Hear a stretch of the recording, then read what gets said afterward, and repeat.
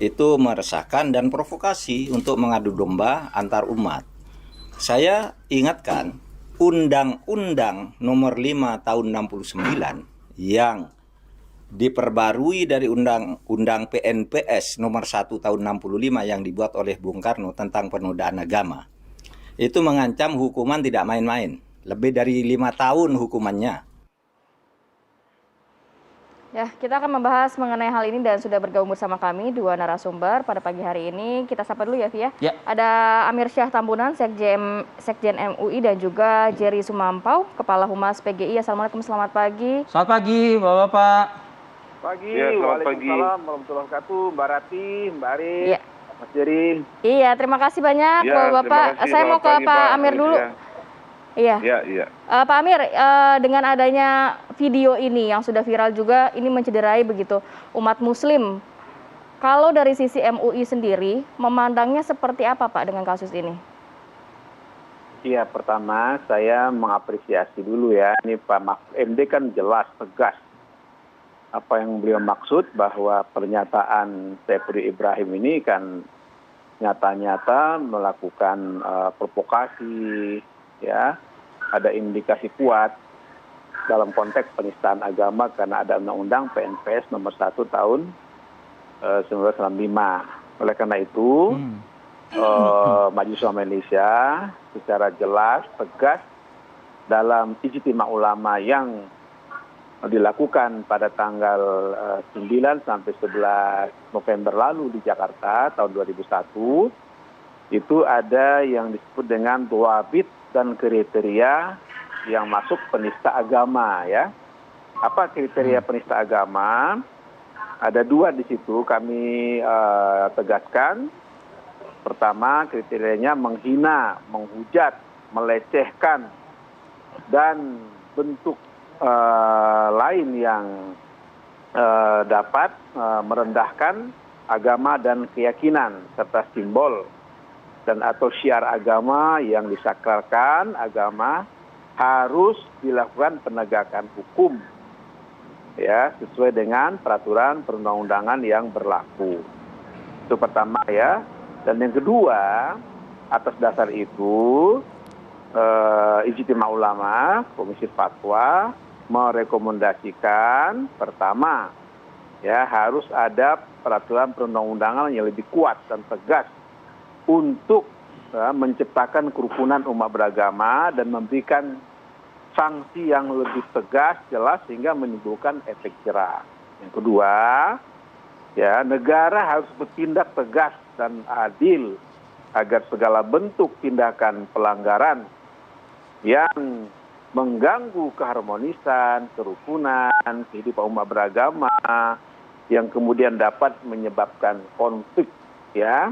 Karena itu harus dilakukan penegakan hukum sesuai Undang-Undang Nomor 1 Tahun 1995 tentang pencegahan dan penodaan agama seperti yang dimaksud oleh Pak Mahfud MD.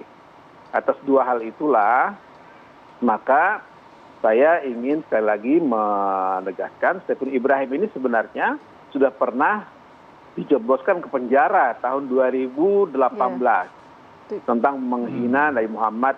Kebetulan saya waktu saksi ahli, ya, sidangnya di Pengadilan Negeri Kota Tangerang. Nah, oleh karena itu saya benar-benar kecewa, ya, dengan beliau ini, yang sangat menyesalkan, ya. Mengapa pikiran-pikiran beliau yang sangat provokatif ini, yang sangat mengganggu kerukunan ini, masih tidak juga menimbulkan efek jerah. Nah, sebenarnya yang menjadi pertanyaan, ya, apa yang ada pada pikiran beliau, tentu beliau tidak, menurut hemat saya nih, saya menduga beliau tidak berdiri sendiri. Ya, artinya ini tidak dari pikiran beliau sendiri, tapi ada pihak-pihak yang secara secara sengaja kelihatannya untuk membuat suasana negara ini gaduh. Nah, karena itu sekali lagi saya mendesak, jangan gara-gara seorang Saiful Ibrahim yang saya kenal orangnya di kampung di Bima sana itu sudah sangat tidak tidak rela dengan pikiran dan sikap beliau ini. Karena apa? Karena beliau ini betul-betul orang yang tadinya dikenal orang yang baik, ya orang Oke. yang apa itu namanya mengajak berbuat amar ma'ruf nahi mungkar, tapi kemudian berubah. Ya, siapa sebenarnya yang mencuci otak beliau ini? Oleh karena itu sekali lagi, ya saya mendukung pernyataan Menko Polhukam Pak Mahfud MD. Mudah-mudahan pihak kepolisian tidak ada alasan, tidak ada fatwa Pak Sekjen. yang tadi saya sudah bacakan jelas tegas itu. Sehingga sekarang penegakan hukum. Terima kasih. Nah itu dia Pak Sekjen. Pagi ini selain Pak Sekjen MUI, lah juga ada Pak Humas dari PGI, kita juga menantikan sambungan juga langsung dengan Karopenmas Divisi Humas Polri juga ya, ada Brigadir Jenderal Polisi Ahmad Ramadan. Kita masih terus berupaya untuk menghubungi yang bersangkutan. Saya ingin juga mendengar suara dari PGI juga nih, Pak Jerry Sumampo. Ya, selamat pagi Mas Arief. Pagi. Iya, saya kira apa yang dilakukan oleh Saudara Saifuddin Ibrahim ya, itu memang sesuatu yang terlalu jauh ya, dan tidak semestinya itu hal-hal seperti itu dipublikasi secara terbuka sebagaimana yang beliau lakukan itu. Nah, apalagi kemudian beliau selalu menggunakan jabatan atau titel sebagai pendeta gitu ya. Nah, memang sebagaimana tadi Pak Sekjen MUI kemukakan, kalau kita perhatikan ya, memang media sosialnya khususnya YouTube itu isinya itu konten-konten yang agak agak ya di banyak kontennya itu memang agak provokatif. Dan kita sebetulnya dalam beberapa kesempatan juga sudah dulu ya beberapa kali ya saya setidaknya ada 1 kali itu komunikasi dengan beliau, karena ada persoalan yang dulu itu dia bulan Januari yang lalu ya memposting sesuatu yang terkait dengan PGI, tapi kita tidak memperpanjang dan membicarakannya secara terbuka ke publik, tapi kita bicarakan dengan beliau saja, dan kemudian beliau menghapus karena apa yang dia posting itu memang bukan sesuatu yang fakta ya, ada unsur fitnah di sana, sehingga kemudian yang bersangkutan itu mencabutnya. Nah, yang